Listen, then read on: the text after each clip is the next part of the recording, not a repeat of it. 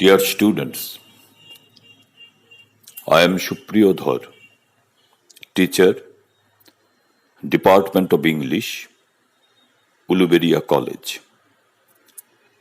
Today, I try to analyze briefly John Keats and his Ode to Autumn. Ode to Autumn is the last of John Keats's odes and was published in 1820. There can be no denying the fact that Shakespeare's teeming autumn, big with rich increase, is the inspiration of the poem. We must note it here that the word rich is a favorite word of Keats, which describes both the imagery and the music of the poem. Keats has used all poetic resources in an exquisite manner, so much so that the ode remains the supreme triumph of Keats, and to many readers, it is the most satisfying of all the odes that he has written. In thought and expression, Ode to Autumn is perhaps the best of Keats's odes. In the ode, Keats touches absolute perfection in all departments of poetry. He painted pictures of nature with words and highly evocative language. The sights, sounds, and scents of autumn are vividly expressed, and the impression of the natural world is given without any personal involvement and moralizing effect. We do not find any trace of sadness and agony for the impermanence of the individual human existence. Dear students, you surely know that one of the major characteristics of the poetry of Keats is his use of detailed sensuous description. He creates a world in his poetry and invokes the reader's senses of touch, smell, taste, hearing, and seeing, so that experience is richly enjoyed. His imagery is detailed and strong, and his melodic lines celebrate sensuous experience. Ode to Autumn accepts impermanence without sadness, and it seems that Keats in this poem comes to understand that everything is subject to change, and this acceptance of the transient nature of existence can be a way to appreciate its beauty. It is generally agreed that Ode to Autumn is the most objective and impersonal, mature and satisfying of all the odes of Keats. In three stanzas of the poem, the poet has combined all the notable traits of autumn as a season. It contributes, on the one hand, to developing of ripeness in fruits, and on the other, to the harvesting of crops that attain complete maturity. In the first stanza, the wealth and abundance of the autumn season have been painted in minute details. The season of autumn is like the full maturity of an individual man's life. In the second stanza, autumn has been personified after the Greek manner. This is an illustration of Keats's Hellenism.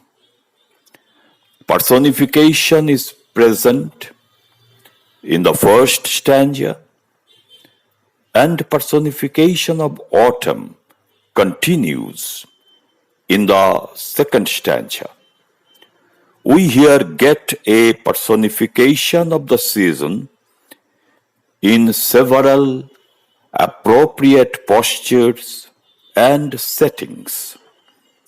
In perfect tune with the Greek manner, autumn is represented in human manifestations as a reaper or a gleaner or a harvester or a cider presser. The scenic description, with all its color and music, has wonderfully embraced everything ideal or spiritual in nature. The entire third stanza is vibrant with the music of the season of autumn. The music of autumn is here introduced in a scene of beautiful sunset glory. The concluding stanza goes on to dismiss regrets for the departed spring, as autumn has its own music. Dear students, some critics are of the view that there are hints of death in the concluding stanza, but they forget the fact that death is not treated with horror or resentment. The suggestion of Keats is this, that in the cycle of seasons, great movement of life goes on, that one should be satisfied with what one has, that one should not pine for what is gone. The subjective note is entirely absent, so that the enjoyment of the beauties of the autumn is not interrupted by the intrusion of the disturbing personal dissatisfaction or rapture. Dear students, the mature style of Keats is marked by classical balance and restraint. The style of the odes, which marks the highest stage of Keats's poetic maturity, shows a fine combination of romantic passion and classical restraint. In Ode to Autumn, the overloaded diction of Endymion and the Eve of Saint Agnes is not to be found. The words here are transparent and direct. While reading the poem, we almost forget that they are words. It seems that autumn is speaking to us. It seems that we are watching some beautiful pictures. The ode is a picture. His images often attain remarkable clarity, compression, condensation, and suggestive magic.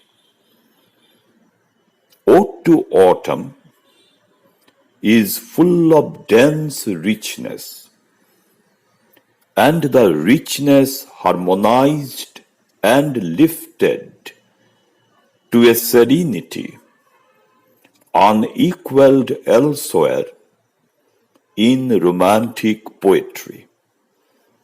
No poem better illustrates the exquisite effects of alliteration.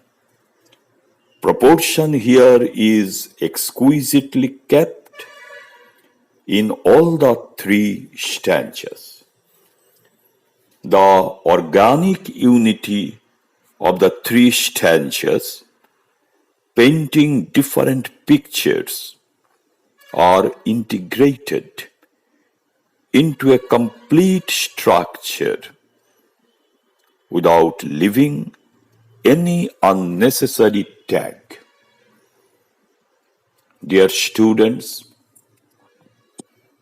the music of autumn, which ends the poem, is a music of living and dying, of staying and departure, of mortality and immortality. Keats in Ode to Autumn realizes with serenity the calm Shakespearean vision. Men must endure their going hence, even as their coming hither.